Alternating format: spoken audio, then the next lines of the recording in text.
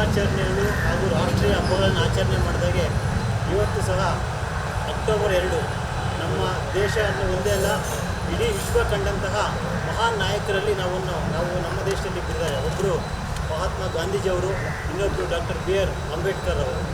ಇವೆರಡು ಜಯಂತಿನ ನಾವು ಪ್ರತಿ ವರ್ಷ ಅರ್ಥಪೂರ್ಣವಾಗಿ ಆಚರಿಸ್ಕೊಂಡು ಬಂದಿದ್ದೇವೆ.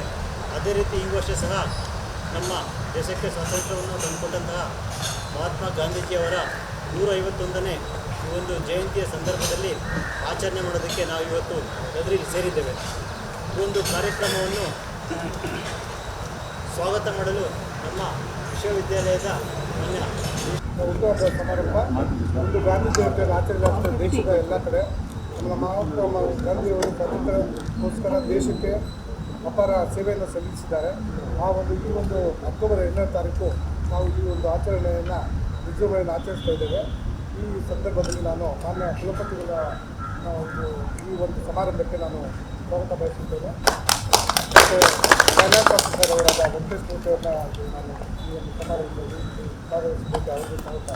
ಮತ್ತು ರಮೇಶ್ ಅವರು ರವಿಪಾರ್ ಅವರಿಗೂ ಅವರನ್ನು ನಾವು ಈ ಒಂದು ಸಂದರ್ಭದಲ್ಲಿ ಸ್ವಾಗತ ಬಯಸುತ್ತೇವೆ. ಮತ್ತು ನರಸಿಂಹಮೂರ್ತಿಯವರು ಡೀನು ಫ್ಯಾಕಲ್ಟಿ ಆರ್ಟ್ಸು, ಪಾಟಗಪ್ಪ ಅವರು ಡೀನ್ ಫ್ಯಾಕಲ್ಟಿ ಪ್ರೊಫೆಸರ್ ದೇವರಾಜ ಮತ್ತು ಎಲ್ಲ ನಮ್ಮ ಫ್ಯಾಕಲ್ಟಿ ಮೆಂಬರ್ಸ್ ಆಗ್ಬೋದು, ಬೆಂಗಳೂರು ನಗರ ವಿಶ್ವವಿದ್ಯಾನಿಲಯ ಮತ್ತು ಎಲ್ಲ ಇದು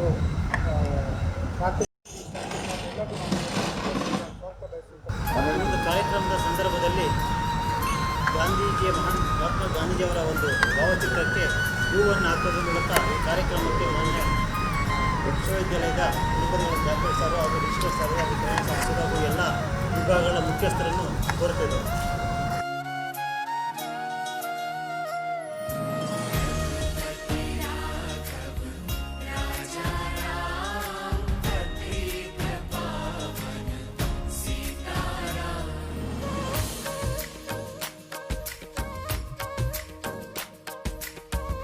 ವಿಶ್ವವಿದ್ಯಾಲಯದ ಮಾನ್ಯ ಕುಲಪತಿಗಳಾದಂಥ ಶ್ರೀ ಜಾಫರ್ ಸರ್ ಅವರು ಎಲ್ಲರನ್ನೂ ಉದ್ದೇಶಿಸಿ ಗಾಂಧೀಜಿಯವರ ಬಗ್ಗೆ ಒಂದು 4 ಹಿತವಚನ ಹೇಳಬೇಕಂತ ಪ್ರೊಫೆಸರ್ ಶ್ರೀರಾಮ್ ಅವರೇ, ಕುಲ ಸಚಿವರು ಮಾನ್ಯ ಪ್ರೊಫೆಸರ್ ರಮೇಶ್ ಅವರೇ, ವಿತ್ತಾಧಿಕಾರಿಗಳಾದ ಸನ್ಮಾನ್ಯ ವೆಂಕಟೇಶ್ ಮೂರ್ತಿಗಳೇ, ನನ್ನ ನೆಚ್ಚಿನ ಪ್ರಾಧ್ಯಾಪಕರೇ, ಸಿಬ್ಬಂದಿ ವರ್ಗದವರೇ, ನನ್ನ ಎಲ್ಲ ತಾಯಂದಿರೇ, ಅಕ್ಕ ತಂಗಿಯರೇ, ಬೆಂಗಳೂರು ಸಿಟಿ, ಬೆಂಗಳೂರು ನಗರ ವಿಶ್ವವಿದ್ಯಾಲಯದ ಪರವಾಗಿ, ನನ್ನ ವೈಯಕ್ತಿಕ ಪರವಾಗಿ ಗಾಂಧಿ ಜಯಂತಿಯ ಶುಭಾಶಯಗಳು ತಮ್ಮೆಲ್ಲರಿಗೆ. ಸ್ನೇಹಿತರೆ, ಮಹಾತ್ಮರ ಬಗ್ಗೆ ಮಾತನಾಡಬೇಕಾದ್ರೆ ನೈತಿಕ ಧೈರ್ಯ ಬೇಕು. ನನಗೆ ಪ್ರತಿ ಸಲ ಮಾತಾಡಬೇಕಾದ್ರೂ ಕೂಡ ನನಗೆ ಅಳುಕು, ಧೈರ್ಯ ಇಲ್ಲ. ಅವ್ರ ಬಗ್ಗೆ ಪಾಠ ಮಾಡ್ಬೋದು, ಆದರೆ ಅವ್ರ ಬಗ್ಗೆ ಹಿತವಚನ ಹೇಳಬೇಕು, ಅವ್ರ ಬಗ್ಗೆ ಮಾತನಾಡಬೇಕು ಅನ್ನೋದಿದೆಯಲ್ಲ ಸಾರ್ವಜನಿಕರ ಮುಂದೆ, ಅದಕ್ಕೆ ಬಹಳ ನೈತಿಕ ಧೈರ್ಯ ಬೇಕು. ಅದು ಮಹಾತ್ಮ ಗಾಂಧೀಜಿಯವರಾಗ್ಬೋದು, ಬಾಬಾ ಸಾಹೇಬ್ ಅಂಬೇಡ್ಕರ್ ಆಗ್ಬೋದು, ಬುದ್ಧ, ಬಸವ, ಕ್ರಿಸ್ತ, ರಾಮ, ಬಸವಣ್ಣ, ಈ ಮಹಾತ್ಮರ ಬಗ್ಗೆ, ಸಾಧು ಸಂತರ ಬಗ್ಗೆ ಮಾತನಾಡಬೇಕಾದ್ರೆ ಅದಕ್ಕೆ ಒಂದು ನೈತಿಕ ಆತ್ಮಸ್ಥೈರ್ಯ ಬೇಕು, ಆತ್ಮ ಪ್ರತ್ಯಯ ಅಂತ ಹೇಳಿ. ಆದ್ದರಿಂದ ನಾವು ಮಾತಾಡಬೇಕಾದ್ರೆ, ವಿಶೇಷವಾಗಿ ಮಹಾತ್ಮ ಗಾಂಧೀಜಿಯವರ ಬಗ್ಗೆ ಮಾತನಾಡಬೇಕಾದ್ರೂ ಕೂಡ ಖಂಡಿತವಾಗಿ ನನಗೆ ಆ ಧೈರ್ಯ ಇಲ್ಲ. ಅವರು ಏನೇ ಮಾತಾಡೋದಕ್ಕೆ ಮುಂಚೆ ಅವ್ರ ಕೃತಿಯಲ್ಲಿ ಅದನ್ನು ಅಳವಡಿಸ್ಕೊಂಡೇ ಮತ್ತೆ ಮಾತಾಡ್ತಾರೆ. ಕೃತಿ ಮಾತು ಮತ್ತು ಕೃತಿಗೆ ಅವಿನಾ ಸಂಬಂಧವಿತ್ತು. ಈ ಅವಿನಾಶ ಅಂತ ಪದ ನಾನು ಕುವೆಂಪು ಅವರ ಒಂದು ಪದ್ಯದಿಂದ ನಾನು ತಿಳ್ಕೊಂಡಿರೋದು. ಅವಿನಾ ಅಂತಂದರೆ ಒಂದಕ್ಕೊಂದು ಅದು ಬೆಸೆದುಕೊಂಡಿರುವಂಥದ್ದು. ಒಂದು ಕವಿತೆ ಇದೆ ಕುವೆಂಪು ಅವರು, ಅವಿನಾ ಅಂತ ಒಂದು ಟೈಟಲಲ್ಲಿ. ಕುವೆಂಪು ಅವ್ರ ಬಗ್ಗೆ ಮಾತಾಡಬೇಕಾದ್ರೂ ಅಷ್ಟೇ. ಅದು ಮಹಾತ್ಮ ಗಾಂಧಿಯವ್ರ ಬಗ್ಗೆ ಮಾತಾಡಬೇಕಾದ್ರೆ ಯಾರು ಅವ್ರ ಬಗ್ಗೆ ತಿಳ್ಕೊಂಡು, ಎಷ್ಟು ನಾನು ಸಾಕಷ್ಟು ಓದಲಿಕ್ಕೆ ಪ್ರಯತ್ನ ಮಾಡಿದ್ದೀನಿ, ಆದರೆ ಅವ್ರ ಬಗ್ಗೆ ಅಥವಾ ಬಾಬಾ ಸಾಹೇಬ್ರ ಬಗ್ಗೆ ಆಗಲಿ ಇನ್ನೂ ನಾನು ಓದ್ಕೊಂಡಿಲ್ಲ ಸರಿಯಾಗಿ. ಓದ್ಕೊಂಡಿದ್ರೂ ಕೂಡ ಅವರು ಬದುಕಿನಲ್ಲಿ ಅಳವಡಿಸ್ಕೊಂಡಂಥ ಮೌಲ್ಯಗಳೇನಿವೆ ಇವತ್ತು ಅದನ್ನು ಖಂಡಿತ ನಾನು ಎಷ್ಟು ಪರ್ಸೆಂಟ್ ನಾನು ನನ್ನ ಜೀವನದಲ್ಲಿ ಅಳವಡಿಸ್ಕೊಂಡಿದ್ದೀನಿ ಅಂತ ಹೇಳಲಿಕ್ಕೆ ಸಾಧ್ಯನೇ ಇಲ್ಲ. ಗಾಂಧೀಜಿಯವ್ರನ್ನ ಪದೇ ಪದೇ ಕೇಳಿದಾಗ ಏನು ಸಂದೇಶ ಕೊಡ್ತೀರಿ ಅಂದರೆ ನನ್ನ ಜೀವನವೇ ಸಂದೇಶ, ನನ್ನ ಬದುಕೇ ಸಂದೇಶ. ಇವತ್ತು ಒಂದೇ ಒಂದು ನಾವು ಇದ್ರ ಬಗ್ಗೆ ನಾವು ವಿಶ್ಲೇಷಣೆ ಮಾಡಿಕೊಂಡ್ರೆ ಸಾಕು. ಬೇರೆ ಬೇರೆದೆಲ್ಲ ಇವತ್ತು ಏನು ಅವರ ಪರಿಕಲ್ಪನೆಗಳೇನಿದೆಯಲ್ಲ, ಕಾನ್ಸೆಪ್ಟ್ಸು, ಅಹಿಂಸೆ, ಸತ್ಯ, ಅಹಿಂಸೆ, ಸರ್ವಧರ್ಮ ಸಹಿಷ್ಣುತೆ, ಮತ್ತು ಸರ್ವೋದಯ, ಸಹಬಾಳ್ವೆ, ಸಹಭೋಜನ ಬಹಳ ಮುಖ್ಯವಾದದ್ದು ಗಾಂಧೀಜಿಯವರಿಗೆ. ಅಸ್ಪೃಶ್ಯತೆಯ ನಿವಾರಣೆ, ಅನಕ್ಷತೆ ನಿವಾರಣೆ, ಅನೇಕ ಅವರ ಕಾನ್ಸೆಪ್ಟ್ಗಳು ಇವತ್ತು ಸತ್ಯ, ಇದು ಅಹಿಂಸೆ ಇತ್ಯಾದಿ. ಮತ್ತು ಇದು ಬಹಳ ಇವತ್ತಿಗೂ ಕೂಡ ನೀವು ಇವತ್ತು ನಮ್ಮ ಪ್ರಪಂಚದ ಸಂದರ್ಭದ ನೋಡಿಬಿಟ್ರೆ ಗಾಂಧೀಜಿಯವರ ಕಾಲದಲ್ಲಿ ಏನು ಆ ಒಂದು ವಿಷಮತೆ ಇತ್ತು ಅದಕ್ಕಿಂತಲೂ 10, 20, 30 ಪಟ್ಟು ಕ್ರೈಸಿಸ್ ನಮ್ಮ ಮಧ್ಯದಲ್ಲಿ ಇವತ್ತು ಹಿಂಸೆ ಎನ್ನುವುದು ತಾಂಡವಾಡ್ತಾ ಇದೆ ಎಲ್ಲ ಕಡೆ. ಸಮಸ್ಯೆಗಳಿಗೆ ಸಂವಾದ, ಚರ್ಚೆ ಮೂಲಕ ನಾವು ಪರಿಹಾರ ಕಂಡುಕೊಡುವಂತಹ ಒಂದು ಸಂದರ್ಭ ಡೆಮಾಕ್ರಸಿ ಅಂತ ಕರಿತೀವಿ. ಆದರೆ ಹಿಂಸೆಯ ಮೂಲಕ ಹಿಂಸೆ ಎಲ್ಲ ಕಡೆ ತಾಂಡವಾಡ್ತಾ ಇದೆ, ಅನೇಕ ವಿಧದಲ್ಲಿ, ರೂಪದಲ್ಲಿ. ಅದು ಕೋವಿಡ್ ಸಂದರ್ಭದಲ್ಲಿ ನೀವು ನೋಡಿರ್ಬೋದು, ಲಕ್ಷಾಂತರ ನಮ್ಮ ಜನ ಅನ್ಆರ್ಗನೈಸ್ ಸೆಕ್ಟರ್ನಲ್ಲಿ ಇರುವಂಥವರು ಎಷ್ಟು ಹಿಂಸೆಯನ್ನು, ಕೇವಲ ಆರೋಗ್ಯಕ್ಕೆ ಸಂಬಂಧಪಟ್ಟಿದ್ದು ಮಾತ್ರವಲ್ಲ, ಜೀವನೋಪಾಯ ಇದೆ ಹಿಂಸೆ, ಅದು ಹಿಂಸೆನೇ. We have a structured violence. ಇವತ್ತಿನ ಉತ್ತರ ಪ್ರದೇಶದಲ್ಲಿ ಏನು ನಡೀತಾ ಇದೆ, ಗ್ಯಾಂಗ್ ರೇಪ್ ಆಗ್ಬೋದು, ಮಹಿಳೆಯರ ಮೇಲೆ ದೌರ್ಜನ್ಯ, ದಿನನಿತ್ಯ ಎಲ್ಲ ಕಡೆ ನೀವು ನೋಡಿದಾಗ ಪತ್ರಿಕೆಗಳು ಅಥವಾ TV ಚಾನಲ್ಗಳಲ್ಲಿ ಇವತ್ತು ಹಿಂಸೆ ಅನ್ನೋದು ಕಾಣು ಮಾಡ್ತಾ ಇದೆ. ಗಾಂಧೀಜಿಯವ್ರ ಬಗ್ಗೆ ಅದರಿಂದ ನಾನು ಹೆಚ್ಚು ಮಾತನಾಡಕ್ಕೆ ಹೋಗಲ್ಲ. ಅವರು ಈ ಮೊದಲಿಗಿಂತಲೂ ಇವತ್ತು ಹೆಚ್ಚು ನಮ್ಮನ್ನು ಕಾಡ್ತಾ ಇದ್ದಾರೆ, ನಮ್ಮನ್ನು ತುಂಬ ಡಿಸ್ಟರ್ಬ್ ಮಾಡ್ತಾ ಇದ್ದಾರೆ. ಅವರ ಬಗ್ಗೆ ಯೋಚನೆ ಮಾಡಿದ ಕೂಡಲೇ, ಅವರ ಬಗ್ಗೆ ನಾವು ಇದು ಮಾಡಿದ ಕೂಡಲೇ ನಮಗೆ ಖಂಡಿತವಾಗಿಯೂ ವಿ ಗೆಟ್ ಡಿಸ್ಟರ್ಬ್ ಟೆರಿಬಲಿ. ಅದು ಬಹಳ ಮುಖ್ಯವಾಗಿ ಅವರಿಗೆ ಬಹಳ ಮುಖ್ಯ ವಿದ್ಯೆ ಅನ್ನೋದು. ಇವತ್ತು ಏನು ನ್ಯೂ ಎಜುಕೇಷನ್ ಪಾಲಿಸಿ ಆಗ್ಬೋದು, ಕೊಠಾರಿಯಿಂದ ನಾವು ಆ ಕಮಿಷನ್ಗಳೆಲ್ಲ ಓದಿದ್ರೆ ಗಾಂಧೀಜಿಯವರ ಪರಿಕಲ್ಪನೆಯೇ ಬಹಳ ಮುಖ್ಯವಾದದ್ದು. ಈ never separated education from work. Actually ನಾನು ಹೊಸ ವಿಶ್ವವಿದ್ಯಾಲಯ ಕಟ್ಟಬೇಕಾದ್ರೆ ಕುವೆಂಪು ಅವರು ಆಗುನಿ ಅನಿಕೇತನ ನಾವು ಅಳವಡಿಸ್ಕೊಂಡಿರುವಂಥದ್ದು. ಅದಕ್ಕೂ ಮುಂಚೆ ನಾನು ಸಜೆಸ್ಟ್ ಮಾಡಿದ್ದು ಲರ್ನ್ ಆ್ಯಂಡ್ ಲೇಬರ್ ಅಂತ. ಗಾಂಧೀಜಿಯವರ ಪರಿಕಲ್ಪನೆಯನ್ನು ನಾವು ಯಾಕೆ ತಗೊಳ್ಬಾರ್ದು ಅಂತ. ಲರ್ನ್ ಆ್ಯಂಡ್ ಲೇಬರ್, ಕಲಿಕೆ ಮತ್ತು ದುಡಿಮೆ, ಅದಕ್ಕೆ ಒಂದಕ್ಕೊಂದು ಅವಿನಾಶ ಸಂಬಂಧ. ಅವ್ರು ಹೇಳಿದ್ದು ಕಲಿಕೆ ಕೇವಲ ಲಿಟ್ರಸಿ ಮಾತ್ರ ಅಲ್ಲ, ನಾಲೆಡ್ಜ್ ಮಾತ್ರ ಅಲ್ಲ, ಅದನ್ನು ದುಡಿಮೆಯಲ್ಲಿ ಇದು ರಿಫ್ಲೆಕ್ಟ್ ಮಾಡಬೇಕಾಗುತ್ತೆ. ಇವತ್ತೇನು work experience, national education policy ಏನು ಮಾತನಾಡ್ತಾ ಇದೆ, ಇದನ್ನು ಭಾಳ ಮೊದಲಿಂದ ನಾವು ಹೇಳ್ಕೊಂಡು ಬಂದಿದ್ದೀವಿ. ನಾವು ಏನು ಕಲಿತೀವಿ, lab should be beyond class ಮಾತ್ರ ಅಲ್ಲ, ಅದು ಸಮಾಜದಲ್ಲಿರುವಂಥದ್ದು. And education for Gandhiji was a question of morality and ethics. Ethics and ಮೊರಾಲಿಟಿನ ನಾವು ನಮ್ಮ ಮಕ್ಕಳಿಗೆ ಕಲಿಸ್ತಾ ಇದ್ರೆ it is not education at all. It is a overall. ಗಾಂಧೀಜಿಯವರಿಗೆ education is not just about intellect, knowledge.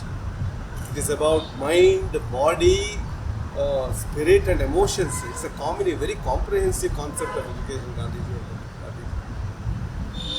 ಇದೆಲ್ಲ ಮಾತಾಡ್ತೀನಿ. ನನಗೆ ಭಾಳ ಮುಖ್ಯವಾಗಿ ನನಗೆ ಮತ್ತು ನಮ್ಮೆಲ್ಲರಿಗೆ ನಾವೇನು ಮಾಡ್ಬೋದು, ಈ ಎರಡು ಇದೆಯಲ್ಲ, ಈ ಮೀನ್ಸ್ ಆ್ಯಂಡ್ ಎಂಡ್ಸ್. ಗಾಂಧೀಜಿಯವರು, ನೀವು if you are able to take care of the means, end will take care of itself ಅಂತ.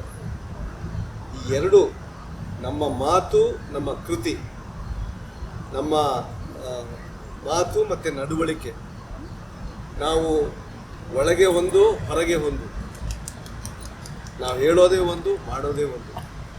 ಆ ಕಪಟತನ ಇದೆಯಲ್ಲ, ಆ ಹಿಪೋಕ್ರಸಿ, ಅದನ್ನು ನಾವು ದೂರ ಮಾಡೋದಾದರೆ ನಮ್ಮ ಮಕ್ಕಳಿಗೆ ನಾವು ಪಾಠ ಮಾಡುವಾಗ ನಾವು ಹೇಳೋದಿದೆಯಲ್ಲ, ನಮ್ಮ ಜೀವನದಲ್ಲಿ ನಾವು ವಿಶೇಷವಾಗಿ ಅಧ್ಯಾಪಕರು, ಬೋಧಕರು, ಶಿಕ್ಷಕರು ಗಾಂಧೀಜಿಯವರ ಸಂದೇಶವನ್ನು ನಾವು ಖಂಡಿತವಾಗಿ we should be roll models.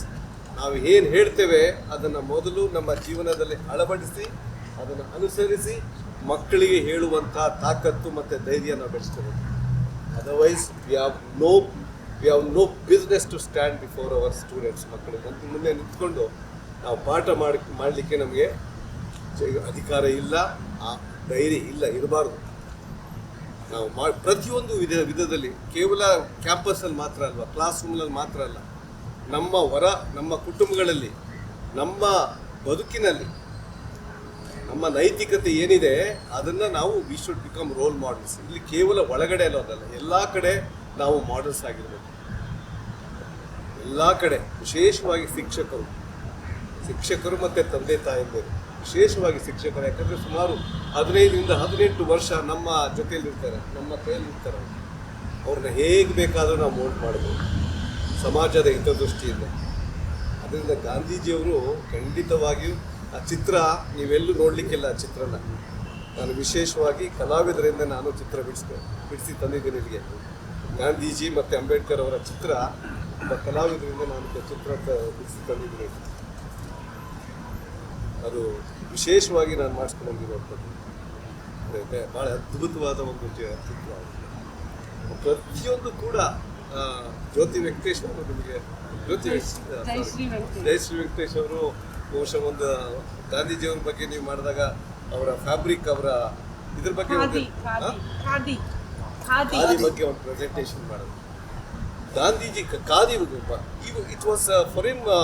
I think dress was the design. The dress was an instrument of peace and liberation. ಗಾಂಧೀಜಿಯವರು ಸುಮ್ಮನೆ ಉತ್ತರ ಪ್ರದೇಶದಲ್ಲಿ ನೀವು ಯಾವಾಗೋ ಸಮ್ಮರಲ್ಲಿ ಬೇಕಾದರೆ ನೀವು ಹಾಫ್ ನೇಕೆಡ್ ಫಕೀರ್ ಅಂತ ಕರೀತಾರೆ. ಗಾಂಧೀಜಿಯವರ ಬಗ್ಗೆ ಒಂದು ಪುಸ್ತಕ, I think I have read half naked fakir Peter Gonsalves. Is an author from Rome. I don't know whether you have read it. I have read his book where he talks about his design, fabric, half-naked sartorial journey ಅಂತ ಹೇಳ್ತಾರೆ. sartorial journey. ಹಾಗೆ dress ಮೂಲಕನೇ ಅವರು ಒಂದು ಸಂದೇಶವನ್ನು ಕೊಡಲಿಕ್ಕೆ ಅವರು ಇದು ಮಾಡಿದ್ರು ಅಂತ ಹೇಳಿ ಅವರು ಸುಮ್ಮನೆ ಏನೂ ಮಾಡೋಕ್ಕೆ ಹೋಗಲಿಲ್ಲ. ಅದು it was a instrument of liberation, peace and ಇದು it was it was a man of great conviction. ಆ ಕನ್ವಿಕ್ಷನ್ ಇಲ್ಲದೆ ಇದ್ದರೆ ಖಂಡಿತವಾಗಿಯೂ ಅದೇ ಥರ ಅಂಬೇಡ್ಕರ್ ಕೂಡ ಉದ್ದೇಶಪೂರ್ವಕವಾಗಿ 3-piece ಸೂಟ್ ಆಗ್ತಾ ಇದ್ವಿ. ಪುಸ್ತಕವನ್ನು ಯಾವಾಗಲೂ ಜೊತೆಯಲ್ಲಿ ಇಟ್ಕೊಳ್ತಾ ಇದ್ವಿ. ಯಾಕೆಂದರೆ for him education was a instrument of liberation. Educate, organise and agitate. ಇವರೆಲ್ಲ ಈ ಮಾತುಗಳು ಇದ್ದಾರಲ್ಲ, ಬಹುಶಃ ಯಾವ ದೇಶದಲ್ಲೂ ಮಾರ್ಟಿನ್ ಲೂಥರ್ ಕಿಂಗ್ ಜೂನಿಯರ್ ಇರ್ಬೋದು, ಅವರು ಈ ದೇಶದಲ್ಲಿ ಇಂಥ ಮಹಾತ್ಮರು ಇದ್ದರೂ ಕೂಡ, ಬಸವಣ್ಣನಂಥ ಒಂದು ನಾಡಿನಲ್ಲಿ ನಾವು ಇದ್ದರೂ ಕೂಡ ಇನ್ನೂ ನಾವು ಆ ಬಸವಣ್ಣನವರ ಒಂದು ಆ ಕ್ರಾಂತಿಯನ್ನು ನಾವು ಕಾಣಲಿಕ್ಕೆ ಆಗ್ತಾ ಇಲ್ಲ.